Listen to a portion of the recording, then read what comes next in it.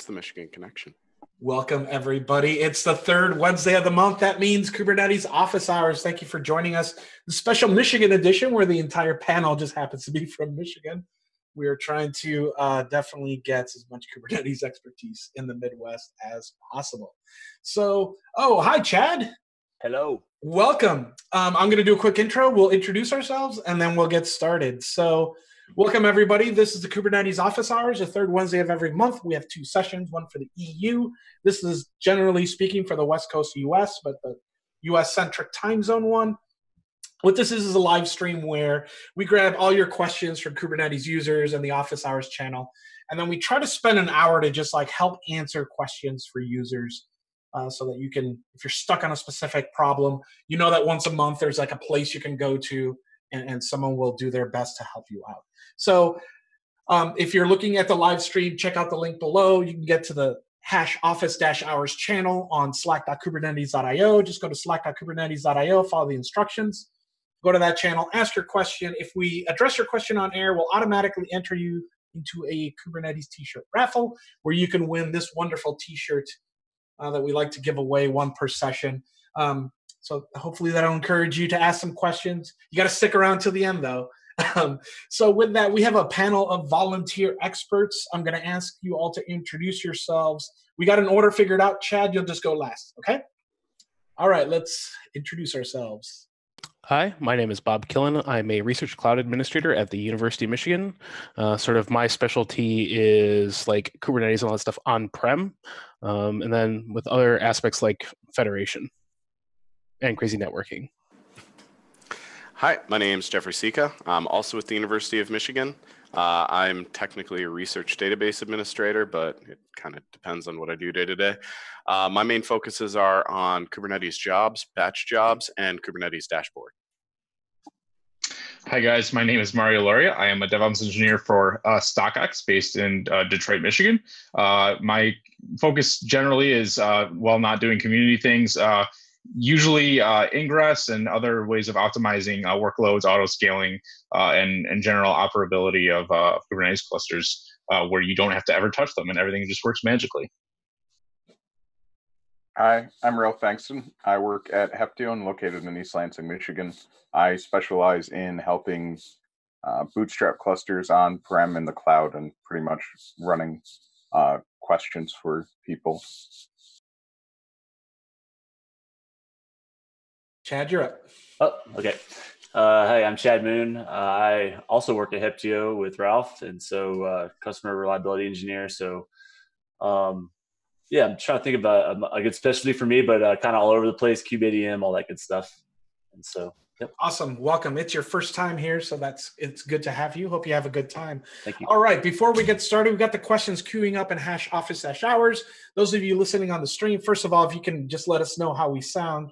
It's always good to know that the stream is running well. We would appreciate that. I'm gonna lay down some ground rules real quick, and then we are going to try to answer as many of your questions. During at any point, if you need to ask a follow-up, just feel free to keep on chatting in the chat. We went ahead and started to show. Actually, let's see. Those of you watching on the stream, you should be able to see the chat right here of what's happening in the office hours channel. So before we start, just remember this is a Kubernetes resource, so it does fall under the code of conduct. So everyone, please be on your best behavior. You are streaming on the internet. This is also a judgment-free zone.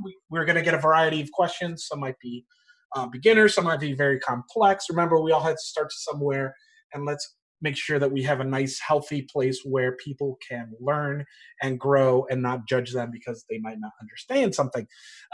While we will do our best to answer your questions, the panel doesn't have access to your cluster. So there's going to be some questions that we just can't help with. We had a cluster this morning that was just kind of broken. We kind of can't SSH into your stuff at work. So there's a limit to what we can do in this session. So what we will do is when we do reach problems like that, we'll try to teach you what your next step is to get the information that you need or how to debug or give you some of the production expertise that all these people have in order to help unstuck you, if that's not even a word. But whatever gets you to the next step, we will do our best to help you. Panelists, you're encouraged to expand on the answers with just experiences and pro tips. Anybody could just copy and paste the docs URL. What's really your real value is, your experience using these tools and things like that. So feel free to share any kind of, yeah, it says to do this, but like this is something I learned on the side, or any kind of pro tips that you have. Audience, you can help out by pasting URLs, links to the official docs, blog posts, anything interesting about what we're talking about at that time. Feel free to just whack the URLs into chat. We love it when people are kind of helping us all fix that one person's issue or problem, and that kind of helps us help everybody. It also is nice to have all these URLs so we can whack them in the show notes for future references and things like that. So absolutely feel free to toss any information that you have into the chat. It's really great when sometimes we have people on chat that really have a lot of knowledge, and if you can help someone else, that would be really great. We do have a thread on discuss.kubernetes.io for this, and I forgot to link to it again. Bob, he's going to toss that in the channel. That's kind of where we're pasting notes, where we're pasting links to the stream that you'll get. And that's also usually we have, I start that thread about a week before. So if you're at work or something like that and you get stuck on something, we'll always have a thread for the next office hours. We also do monitor the office hours channel from month to month. So if at any time in between you're finding get stuck, feel free to just whack a question in there. One of us will notice it, and then we'll get to it in our next office hours because we recognize that some people can't listen live, but it's great to just toss it on your portable media player, whatever, and listen to it later. You can also help us out by tweeting, spreading the word, paying it forward, that sort of thing. And please make sure that you click on the subscribe button below in YouTube and help share that. Each of these sessions is recorded, available on YouTube and with a playlist, so feel free to go back into the backlog to learn everything that you want. We get such a variety of subjects that we pretty much have dealt just about everything. If you're using this as a work resource, for example, if you're sharing it with your team, kind of watching it at work or something like that as a group, we really would love your feedback, because for us, it's kind of important that we make something useful that people can actually use professionally and as you're learning and starting your Kubernetes journey. If you want to sit in on this panel, all these wonderful people are volunteers. It's a great way to spread your knowledge. The commitment is 1 hour a month.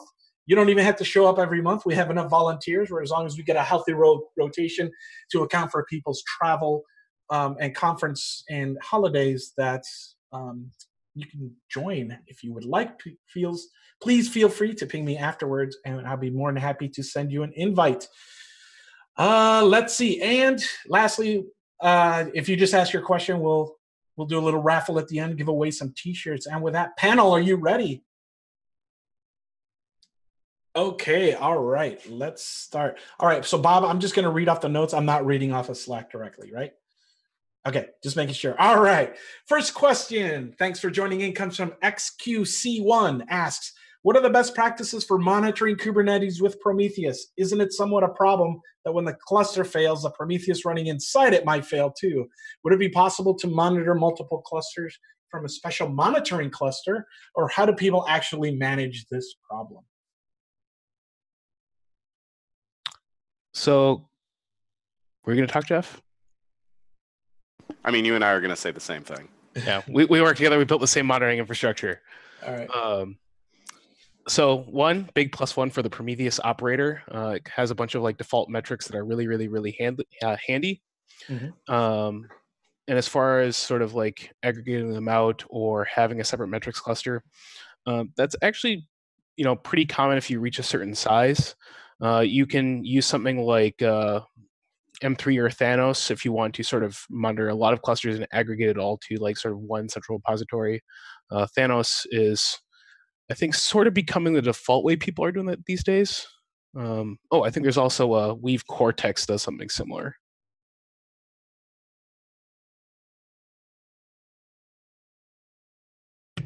Yep, I'm busily tossing in URLs into Slack here. I'll get on that once I'm done grabbing more questions. Mm-hmm. Yeah, one other thing too, it's on Prometheus, they have that dead man switch alert. So depending on what it's like pager duty, if it's wired up, once that alert actually goes away, then your monitoring's down. So just another little handy tip there. Mm-hmm. What about? I'm going to sort of expand on their question as well. What about having a separate? I don't want to say separate cluster because I feel like a lot of organizations will have monitoring in place and have had monitoring in place this whole time. Before they introduce Kubernetes. Is that a typical thing that we see? People just plugging in their existing monitoring infrastructure and not even bothering with putting it into Kubernetes? Can we talk about some for a lot of the monitoring stuff, like there wasn't really a good way of like putting that dumping it into sort of your classic infrastructure or your classic monitoring stuff. Mm-hmm. I think Sensu is working on better Kubernetes integration. I know that they completely reworked their thing. They're Golang now. They no longer use Ruby. And I think they actually use etc. D. Mm-hmm. But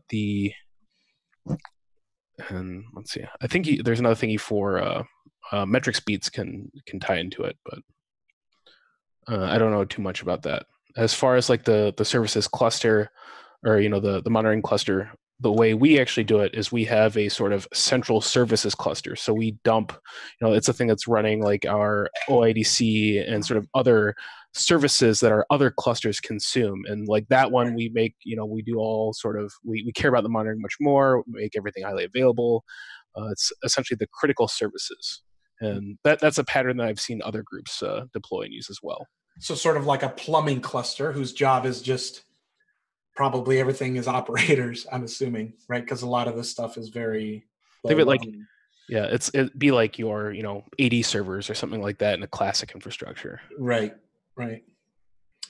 All right. Do we have any more tips for XQC1 as far as Prometheus? Actually, before the stream started, we were talking about how we should definitely link up with the Prometheus folks and then maybe have more expertise on hand. So we should definitely reach out to them and figure out how to do maybe a shared office hours one time or something would be pretty cool.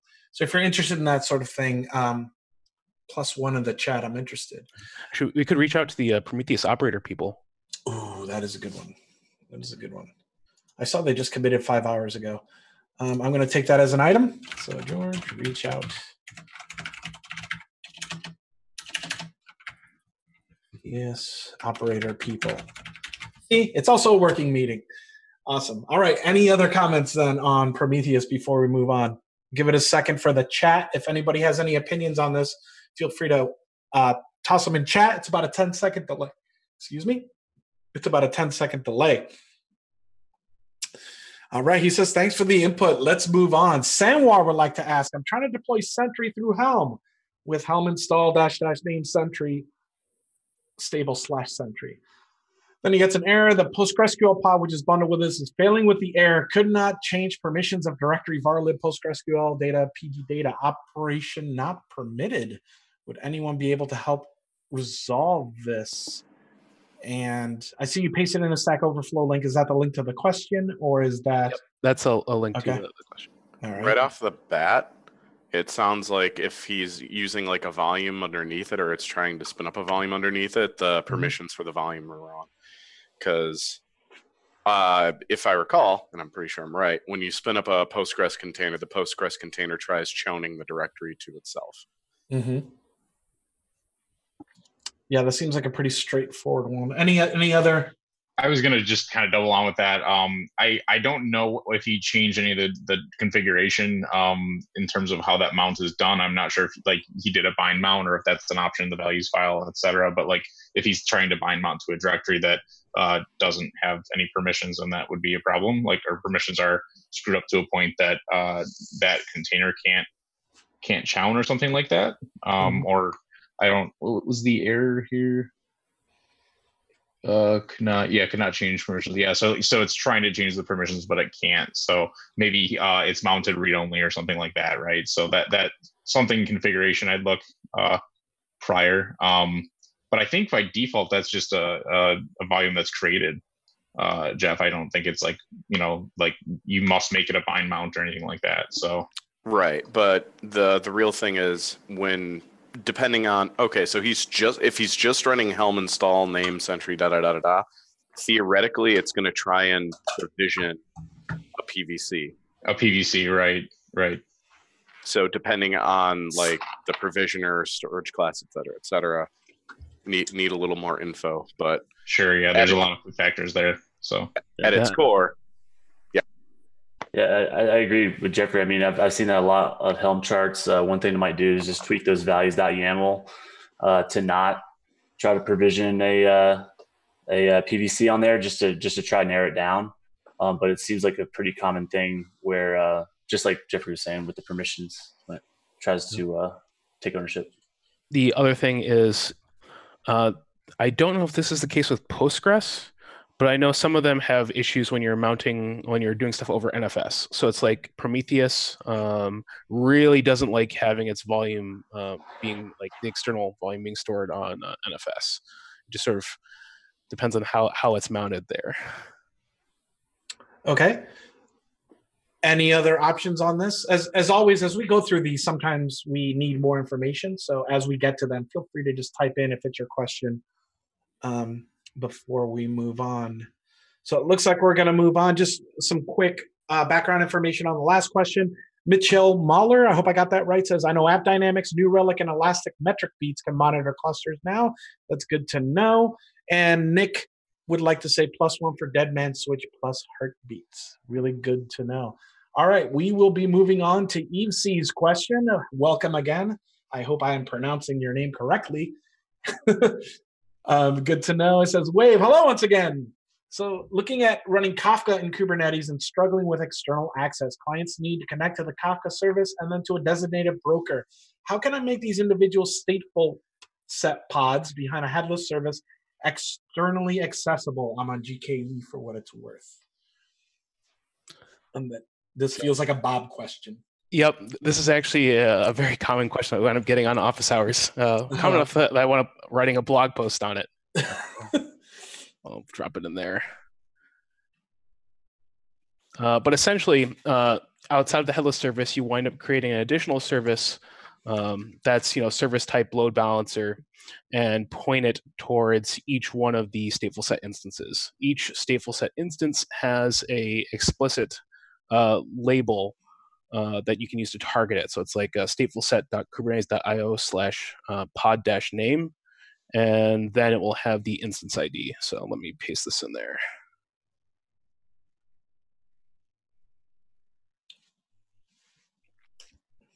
So you can use that in your service selector to target like a specific pod. Okay. And when I read the question, Chad, I saw your eyebrow raise. I don't know if you have an opinion on this either. Oh, no, I was just kind of agreeing. Okay, cool. All right, Eve C, hopefully this helps you out. We'll give you some time there to digest that blog, and feel free to ask a follow-up question. I see you're typing, so I'll just give him her a second to confirm that that's it. It's a really good idea, I think, surfacing whatever our common questions are. Not only making sure they get back to the right SIGs in Kubernetes itself, but using it as a source of like, wow, maybe I should blog about this if people are going to keep asking the same question. Ooh, that was exactly it. Yeah, you got sick of it. I do know Josh ended up blogging the whole running a database inside Kubernetes thing. He ended up with like a 4-page series there. All right. So EC has a follow-up. Just how do you deal with scaling in this scenario, or is it just an accepted drawback that you need to create services if you need to scale? So if you have to sort of like expose every single one of your stateful sets out there, and you're going to be scaling your stateful set up, I'm totally blanking out on this like automation tool, but there's a way to essentially like anytime a new instance is created, it will automatically create a new service for you. Let's see if I can find it quick. Meta controller, there we go.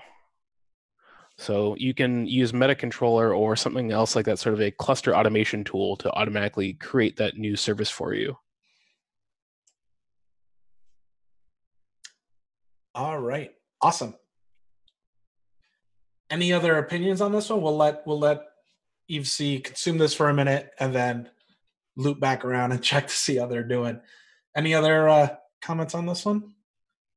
All right, those of you just joining the live stream, we have a queue of questions, and we're almost to the end. So we're starting to get caught up here. So if you have more questions, feel free to whack them in the Slack channel. That's #office-hours on slack.kubernetes.io. Just go to slack.kubernetes.io down there in your browser and follow the instructions to get to the right channel. And then we will address them as fast as we can. All right, moving on. Mitchell Mahler asks, when looking at multi-region deployments, would it be better to just have multiple clusters and deploy to each one, or have a single large cluster with nodes in different regions? So nodes in different regions sounds expensive to me and very, very latency-y. So let's address this one. What's in a region? What are my borders as far as like my Kubernetes components? Ralph, I see you smiled first, Ralph, so you get to answer this one. So I would do multi clusters that are in a single region. You're going to have to deal with scaling etcd because you're going to deal with a lot of latency going back for your writes. That depends if you then put control plane nodes across your regions, and there's a whole bunch of even trying to get the etcd tuning so that you don't time out and have some weird errors. And then there's actually keeping quorum if there's any sort of network latency or network things go down, which I always assume the network's going to go down on me because I'm a pessimist and I've seen it a lot. Yep. And so I would just definitely vote for multiple clusters that you deploy the same app to within each region contained. Is it even, just to be clear, is it even an option to run it in that way that we described? Like, will that even work? So I mean, I feel like the latency on the control plane. I've done it between US East 1, US East 2, and then US West 2 in Oregon, but had to set the etcd timers all the way up.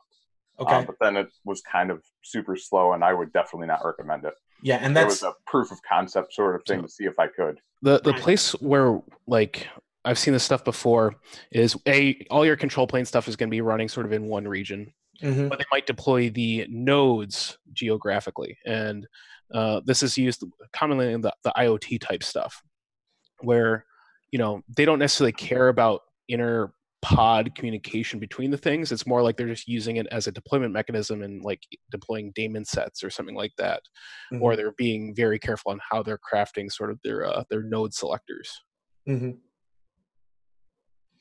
Yeah, and then Mitchell has a follow-up, but I would like to say that we did talk a lot about federation at this morning's session.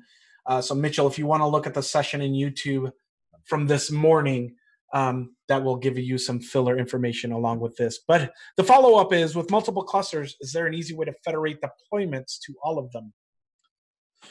And then Soggy asks, check out #sig-multicluster, which is also +1. Can you give us a TLDR, Bob, on how you get started in this sort of thing? Sorry, I was responding the thread. Yeah, no worries. What was the question? With multiple clusters, is there an easy way to federate deployments to all of them? So I would definitely take a look at the Federation project, join SIG multi-cluster on the Federation V2 repo. Let me get that link. Already linked it. Okay. You're ahead of me there. Jeff's on the ball today. There's also a couple other like Federation options. One of them was linked this morning. I think it was called Pusher. I know it was linked to in the useful Kubernetes tool thread on Discuss. I will find that. Keep on talking. Not much more to say about that. Shipper called it. Pusher's a company where Joel works. Yeah. There it is. And while I'm having here, we did start. We had some in this morning's sessions. We had people asking recommendations for cool tools to run in your cluster. So we started this thread, and someone put Shipper in there. If you've got any cool must-have tools in your cluster that you want to add to the discussion there, we're going to try to eclipse the kubectl tips and tricks thread, which is the most traffic by far. So if you got some great tools that you want to toss into that thread, it would be awesome. That way we could just send people to one great up-to-date thread. All right, Mitchell, hopefully that'll give you a good place to start. Feel free to ask a follow-up question. But other than that, welcome to Kubernetes, and I hope you enjoy investigating that. Out of curiosity, Ralph, with the etcds in 3 different regions, how expensive did this get? Like, I imagine there's a ticker somewhere that just went like, what? The traffic was kind of pricey. It wasn't bad between US East 1 and US East 2 because they're discounted as like maybe the same region. Because Coast-ish region. US East 1 and US East 2 are Ohio, Virginia. That's right. Yep. And you're supposed to, I think it was meant that US East 2 was kind of a backup DR region because they've basically lowered the inter-region pricing. So it's not any more expensive than going to an availability zone between US East 1 and 2. Okay. So that wasn't terrible. Going to US West 2 was a little pricey. Yeah. Between those for that one. Yep. And just out of curiosity, when you said you set the limits on etcd, I set the timeouts to ridiculously long. Like what is the max? Like, are we talking? Like, minutes? I think I set it to 5 minutes just for like the voting. So for quorum, yep. So that you don't time out there and get like split brain and some other things. And then I set the heartbeats up quite a bit too. Okay. Awesome. 5 minutes. I totally want to try Europe now. We're trying Europe. When we go to KubeCon, we're going to try it. All right. Moving on. Dan Manners, welcome, Dan. Asks, hello, this is definitely more of an opinion question at this point. Our favorite. I'm using EKS and looking to multi-tenant services for various clients. Do you feel that Kubernetes is mature enough at this point in time to support multi-tenancy in a safe, secure way between namespaces and various CNIs? And would you recommend separate clusters entirely? Before we start, while you all think about that real quick, I also want us to start to think what we mean by multi-tenancy, as in like different departments of the same company multi-tenancy, or are we talking I am reselling something to customers and I know I don't trust any of them, so it needs to be like hard multi-tenancy? I was going to say, it sounds like the latter. Most tenancy questions are generally the latter, right? Like intra-company will be, something basic like namespaces or even same namespace, different RBAC, et cetera. But I know I've done this before where we did multi-tenancy namespace esque, and it's kind of the shared hosting mantra, I guess, right? At one of my previous companies. And I think it is definitely doable. But you definitely are going to want to get that network ACLs going. One of the key ones is, other namespaces can't reach other namespaces, right? And then ensure that your tools are properly configured that need to jump into every single namespace, right? They have the proper permission, but they're not too grabby, right? Least privilege is the big thing. And definitely I think testing here is very important.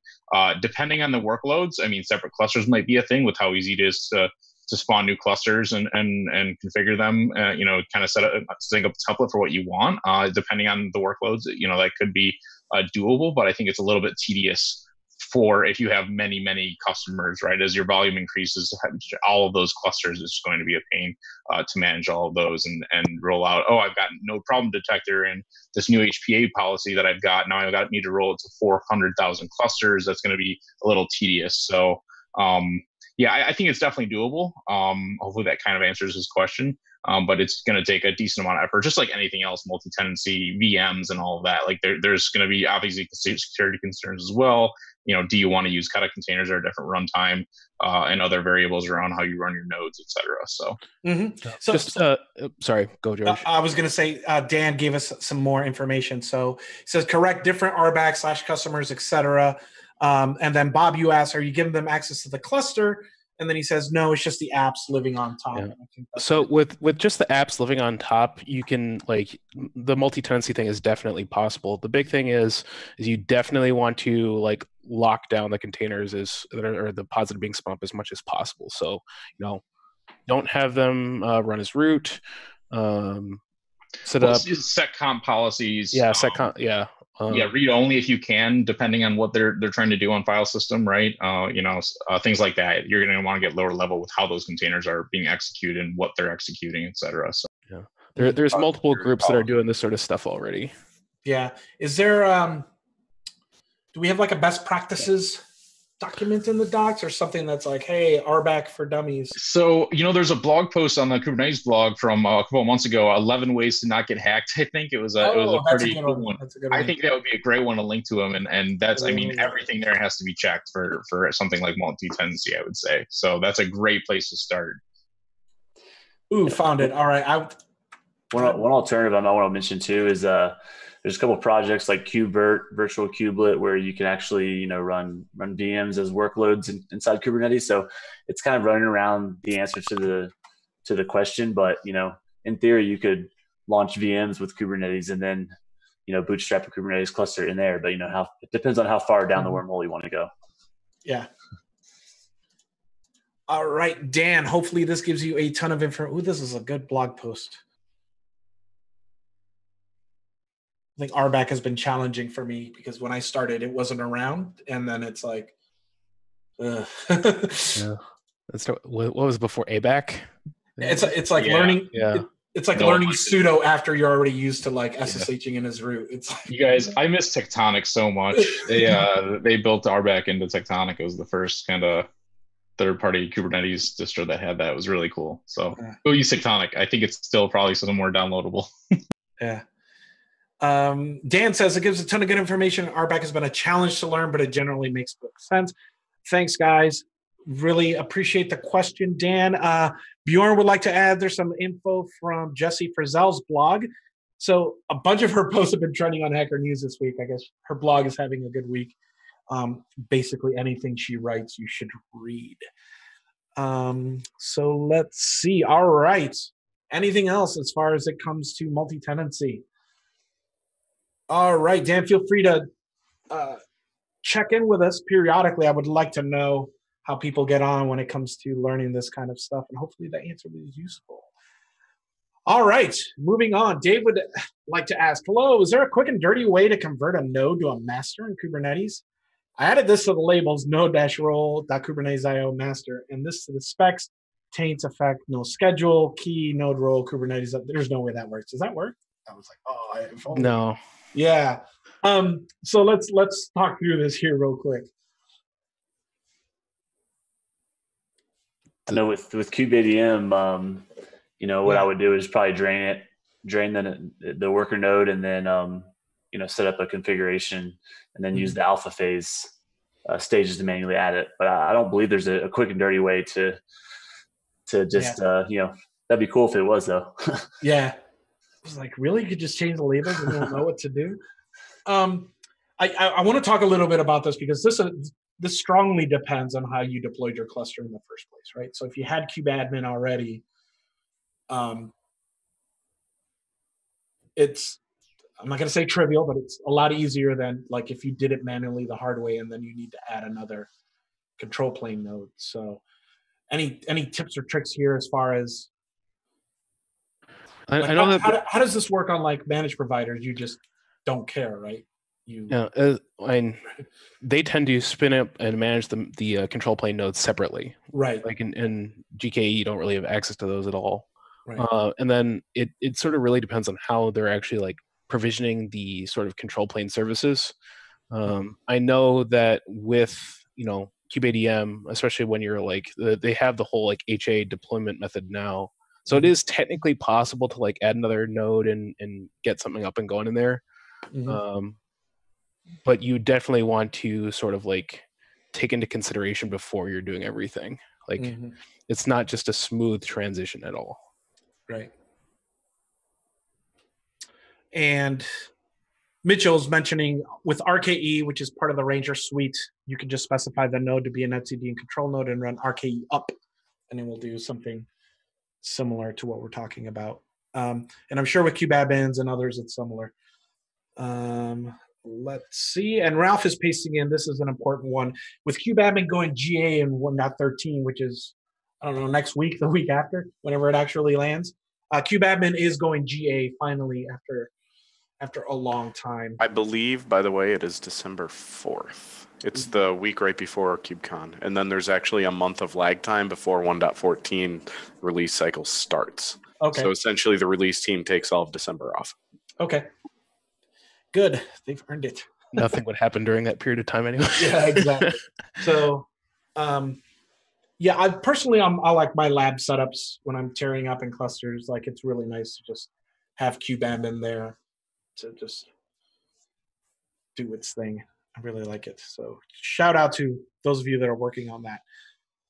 Okay, let's see. Where are we? Any follow-up questions on that one, Dave? I don't know if Dave's actually on the show, if we got this one from Kubernetes users before. It's from users. Okay. Does anybody have any questions in the office hours channel? Please feel free to ask a question. We will just go through the Kubernetes users backlog. But if you're actually listening to the live stream now, we would, of course, love to prioritize your question. So we will continue until people keep posting more questions. Andrej would like to ask, hey guys, what part of Kubernetes is responsible for telling Nginx-Lego what service Nginx should try to direct the traffic?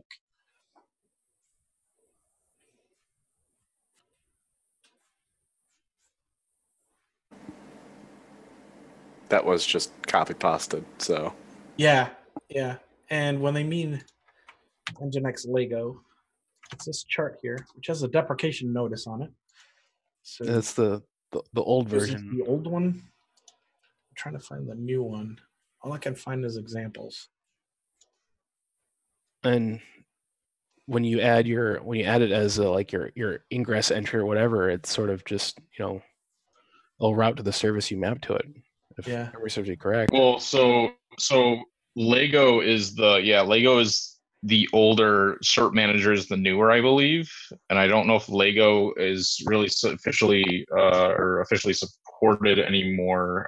That was from I forget the company that or the provider that had Cube Lego going. Either way, yeah, it watches for ingress definitions. And in the ingress definition, you basically say I want SSL, and then it basically goes, to Let's Encrypt, does what it needs to do, gets a cert for that domain, and then I believe Lego stored the cert in a secret, and then Cert Manager was like a CRD, I think. This is all like rusty knowledge as well, so things that could have changed. But the TLDR is watching the API for definitions and then reading stuff. Mario, you're daft punking a little bit. Yeah. I need more internet. Kill your video and then summarize your last sentence. Oh. Yep. Okay. Can you guys hear me now? Sound good? Go. Yeah. Maybe. Okay. Cool. So basically, last sentence, Cube Lego, well, actually both Lego and Cert Manager being the newer, just watch the Kubernetes API for ingress definitions that are made that basically anything that requires SSL, TLS, any domain that's looking for that, they read that, they go out to Let's Encrypt, they get the cert, and I believe Cert Manager stores it as a CRD, and then Cube Lego, which I believe is old now and you probably should not be using, actually stores it as just like a basic secret. So that's utilized by Nginx Ingress then. Yep. But Cert Manager I believe is the live, like what you want to be using right now. And I used that Nginx Lego like years ago. That's sitting in the charts stable repo. So that should maybe get cleaned out. Honestly, I don't know if anyone does that. Yeah, and I looked at all the forks I could on GitHub, and they all seemed like committed 2 years ago. So I can't really speak to the quality of that. But EC would like to 100% recommend Cert Manager, happily using it to manage over 1,000 certs. Ouchie. Actual certificate is just stored as a normal secret. And he would like to float one more question here. Nick says he just started using Cert Manager on Monday. Seems great so far. Thanks, Nick, for your +1 there. And EC can float a question here that's not in the backlog, so let's do it. Does anyone have an exact understanding on Helm plus rollbacks? It seems like a failed upgrade can leave the cluster in a state where Helm has created resources, but it's not tracking them. Forward fix and Helm fails because the resource it tries to create already exists. Roll back and it doesn't clean up those newer resources. So I remember this happening quite a bit, and this was more in the realm of this actually happens on an install. So if you do a basic install from scratch and something goes wrong, depending on the object slash resource, Helm will not clean up. And the other thing is when you do like a Helm delete, you have to pass the dash dash purge option to actually clean out everything. It doesn't do that by default. And so as it relates to rollbacks, yeah, there's still run-ins where you got something to deploy it and it doesn't know, or it's not tracking it because something failed. So if it fails, it's actually registered though. If you do a Helm list, you'll still see the deployment, and it will usually say failed or running. And if it failed, you have to kind of manually look at what resources failed to actually deploy, which can be really tedious. In most cases, I just do a complete purge and then try to redeploy it. In terms of a rollback, that can get really hairy. So I think it depends on your application. It depends on how many objects Helm is deploying for that application, like config maps and load balancers and other things. And you're going to want to do a lot of testing with rollbacks, I would say, as well. I don't think that system is as fleshed out and as stable as the Helm team wants it to be. And I think there's a lot of enhancements for the next version of Helm to make it a lot better and tracking a lot better of those deployments. Yep. And I see they're typing. I just want to add that during the European sessions now, Matt Farina from Helm has actually been able to join us. So we actually have a person from Helm also. Unfortunately, he can't commit to the West Coast time. So when we have Helm questions like this, if there's follow-up and it gets a little hairy beyond our expertise, we can definitely pass it along to that team. It looks like they're typing. But Mario, you'll always be my favorite Helmer. I just want to add too that it's always nice to just specify namespace whenever you deploy stuff with Helm to kind of keep things separate, because it just makes it easier to clean things up, especially in this state that we're talking about now. Yeah.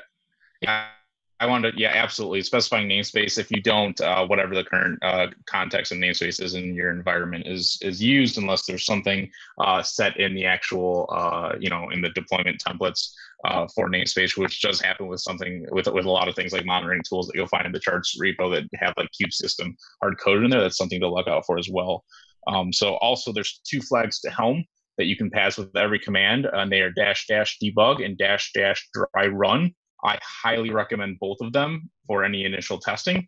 And those will also print out the final template with values matched together, the final YAML that's actually being committed to the cluster. So. Yep. And it just so happens, those of you watching in chat, we had Matt Farina speak at our local group, and we got a video of that talking about Helm 3 and the tillerless Helm 3. So we went ahead and whacked that session and his slides into the channel. And also go into YouTube, the Kubernetes YouTube channel for this morning's office hours section, where Matt kind of gave us the 10-minute TLDR. Here's what's coming in Helm 3. Here are the major changes, things to watch out for. So he was definitely here this morning and has a lot of good information. So check the previous session in the office hours. It will be dated 2018-21-11. Same as this one, except without the West Coast in the title. So hopefully that answers your question and gives you something to think about. Feel free to post a follow-up with that. Any other Helm opinions here? It looks like people are just +1ing in the channel. Awesome. Thanks for that. All right. Moving on, David would like to ask, this is a question from Kubernetes Novice. We do try to cover the novice questions, of course, as we can. Says, with distributed block storage solutions, does the disk speed, e.g. RAID, SAS, or SSD matter? Or does the software layer in between make their speed similar? Now, I know it's easy to say, hey, if you have SSDs, of course, always just use SSDs. Do we have any opinions here as far as? Depends on how much how broadly it's distributed. Yeah. But so we're talking 3 machines or 30 machines across 5? In general, I would say yes, disk speed will matter, because it also it's not just how broadly is it distributed, it's also what kind of load are you hitting it with. How fast are your interconnects between your nodes? Lots of stuff.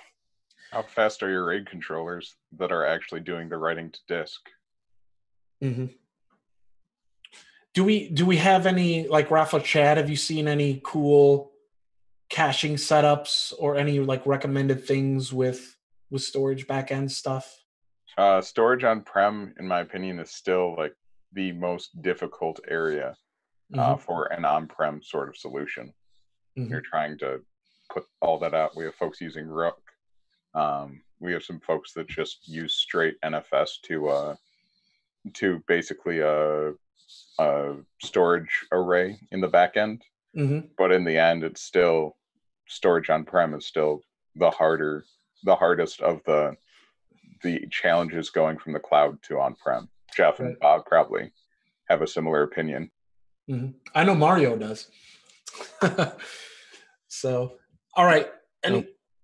One thing I can comment about that, Ceph is probably your best option to get the most flexibility for an on-prem tool.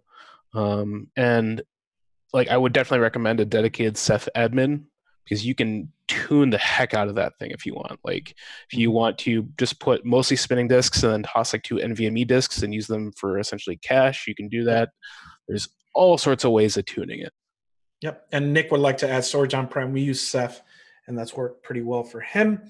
And Sagi would like to mention also try OpenEBS. Any other opinions on projects around this space? Another plus one for OpenEBS. I found the install was a little more straightforward, although than a Rook. But although Rook does use Ceph underneath, which is probably more bulletproof and stable in the long run. But a lot of nice work recently has been coming out in this space for sure. I see people furiously typing in chat. All right, so while people discuss storage, we're going to go ahead and ask a follow-up for Sagi would like to ask. Hold on, we've got a picture of a dog. Nicholas Lane. Sagi has a picture of his dog in the Slack icon. I had to look. Something that comes up occasionally. How have y'all handled certificate rotations for the root Kubernetes certificate? This is a question I thought we would be receiving a lot more throughout the history of office hours. So who wants to tackle this one? Yeah, I just give it to a cert manager and it just automatically goes to Let's Encrypt. I'm joking, completely joking. Don't do that. I would like to. I feel like there's a couple tools that have been released around this, and I can't remember what they are. So if anyone else has details, I'd like to know that, kind of keep these certs updated for you. And for us, like in at least most of the kubeadm deployed stuff, it sort of will auto upgrade and manage those certs for you. Our original cluster that we deployed, that's now gone. I did use the signed certs for everything and managed everything sort of out of band separately. And I had a root certificate. I then created sort of another root certificate signed with that one, a CA root, and then managed it that way. And I kept the CA cert, sort of in my pocket someplace else, completely separate from everything. It was honestly more trouble than it was worth. Ralph or Chad, any opinions on this? Let's see. Yeah, I mean, it really just depends, I guess, on the different tooling that's around. I mean, I think Vault does some rotation on certificates, but it also depends on your bootstrapping and things like that. It's a good question. Yeah, actually, Dan has a follow-up all on the topic of certificates. Now we've done it. Sorry, I've got dogs. Have any of you leveraged HashiCorp Vault and the PKI backend for certificates, or do you have a preferred tool set for PKI management? Yeah, I mean, I just personally just can't get enough of Vault. I've not used that specific backend for it, but I've used it in different scenarios with app roles and having rotating secrets and getting tokens and things like that in Net containers. So awesome project, and I know that definitely check out the CoreOS Vault operator that came out this year. So it makes it a lot easier to deploy it than in previous times. Good looking out. This is the old blog post, but it should link to the right thing. Generally a fan of all their operators. So, okay. Anything else before we move on from certificates? So sounds like Vault and operator, all the things. All right. Moving on. Let's see. All right. Rain would I like to ask, what does updating the image of a deployment typically look like? Like when you want to start with running a new version of an image. If I use kubectl set image, my YAML file won't be in sync with the current state anymore, and I can't apply it in case there are other changes later. Not sure how to automate this. So there's this concept of GitOps.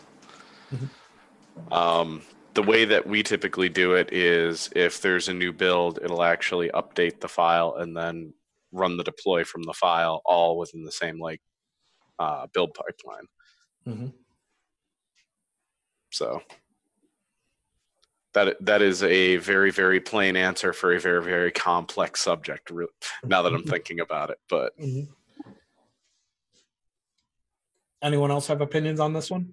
Yeah, it depends on your CI, CD. There's tons of different tools and things like that.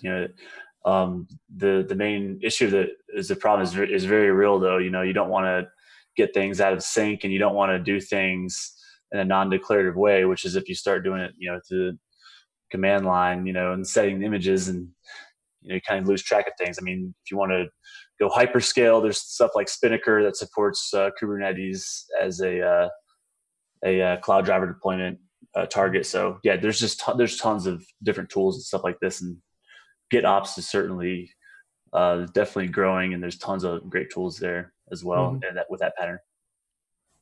Yep. Any other opinions on this? All right, I'm going to skip a question and move on to a related one, which is, hello, my Rails application has two important files, a database.yaml and a configuration.yaml. I don't want to store these files in a Git repo for security reasons. What other solutions should I use in Kubernetes? Using secrets stored in a namespace? Vault. Vault. There's also another project called Sealed Secrets where, you've got, it's kind of like you've got your key that decrypts these things, possibly in Kubernetes, and that way you can actually store it in your repo, but it's not sitting out there, which is a nice little happy medium if you don't want to go full vault. Yeah. This is Sealed Secrets. I'll go ahead and stick the URL in the chat. That's from our friends over at Bitnami. Yeah, I've even seen like other things, like you essentially, encrypt them with PGP and then have your CI system be able to decrypt them, have the key to decrypt it. Yep. Nick says, I would suggest you can store them in Git, but encrypt them if required, or use Sealed Secrets from Bitnami. All right. And I see other people typing, so we'll see what goes on there.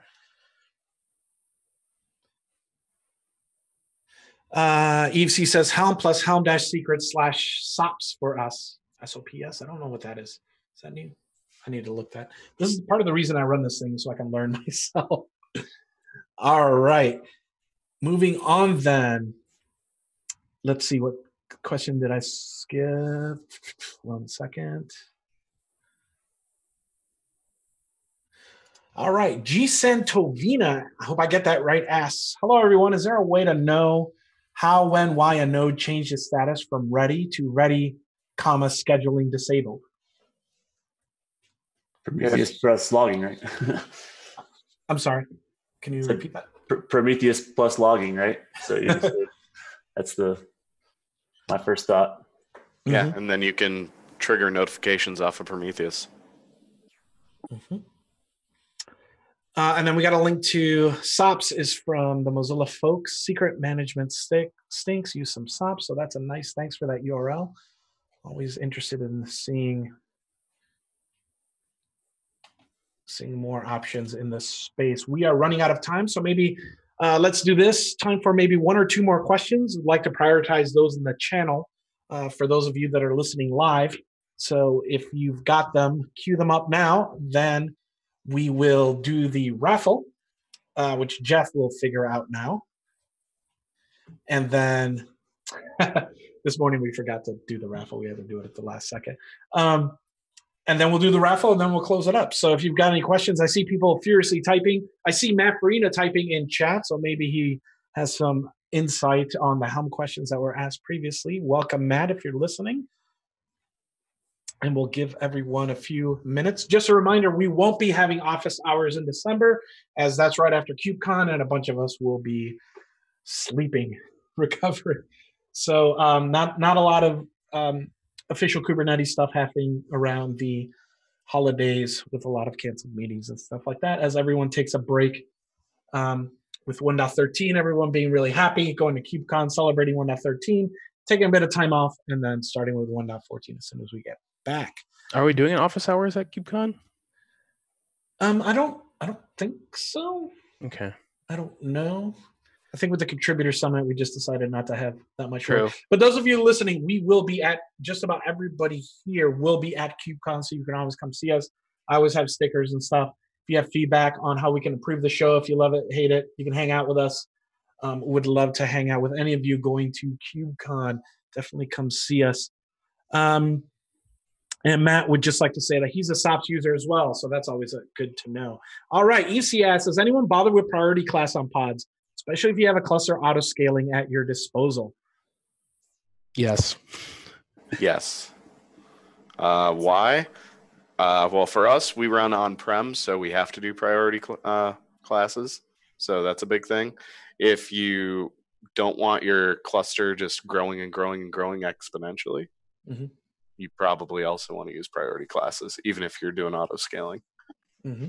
Now, for us, if a student is spinning up a workload and it doesn't matter too much, they're just using the resource, and oh, here comes someone else that we should give those resources to, we can just bump them off. Do you have labels on professor tenure? Just curious.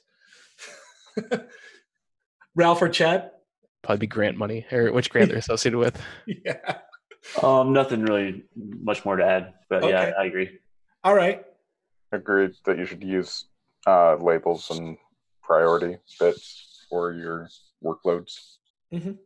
All right, and the last question belongs to you. Wait, unless there's a follow-up from Eve. Let's see. I love to see the threaded replies firing off. The last question belongs to you, Dan Manners. Any highly recommended classes, conferences you'd recommend to check at KubeCon? I've got a few, but I'll let the panel go first. I've got a few, but you can't sign up for them anymore. Yeah. So Contributor Summit is sold out, unfortunately, but those sessions will be recorded and shoved onto the YouTube channel. One thing to note is just about every session at KubeCon is recorded and ends up on the CNCF YouTube channel. Like the next day, it's like a really short time and it gets edited and stuff. So there's a lot of times where it's like, oh no, there's 3 or 4 sessions going on all at once. Remember that you can always have what we call a treadmill session when you get back, and you can listen to the sessions I'd like to recommend. Definitely the SIGs. So SIGs, the special interest groups in Kubernetes, do status updates throughout KubeCon and Cloud Native Con, where they're kind of talking what they're working on. So if that's important to you, you can go directly to the group that's working on a certain feature. So the question that asked about, federation, SIG multi-cluster would be a session that you would want to attend to, because the people that actually work on this stuff go to these sessions. They kind of give you roadmaps. They talk about what they worked on the last cycle, what they want to work on this cycle.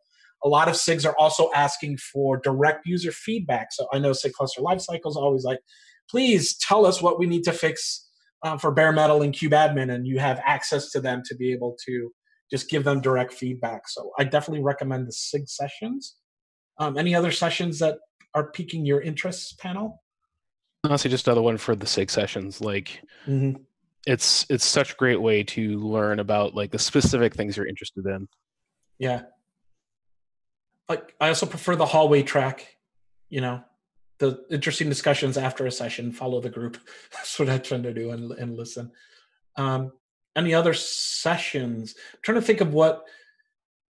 Gonna try to see Ice Cube on Tuesday if I can. So if you haven't heard, Ice Cube will be performing at KubeCon. Kind of the most punny thing ever. So with that, let's close it up. First, let's run the raffle real quick. I have a quick outro. So real quick, before we close out, I'd like to thank our panel for contributing. If you want to be on this panel, it's volunteer only. So please thank our illustrious panel who gave their time. And I also like to thank the following companies for supporting the community by allowing these developers to sit in on office hours. These companies are Giant Swarm, Heptio, StockX, Packet.net, Pusher.com, Red Hat, Samsung SDS, Weaveworks, VMware, Zing, Huawei, and the University of Michigan. Good luck this weekend. You're going to need it. And special thanks to Google, who sponsors the t-shirt giveaway. Hey, it's a Michigan panel, so hey, we're going to talk about the Michigan game. And thanks to Google for sponsoring our t-shirt giveaway. Speaking of the t-shirt giveaway, Jeff, do we have a winner for today? Yes, we do. And it was Soggy. Soggy. All right. PM me, Soggy, and I will send you a code to the CNCF store where you can wear this.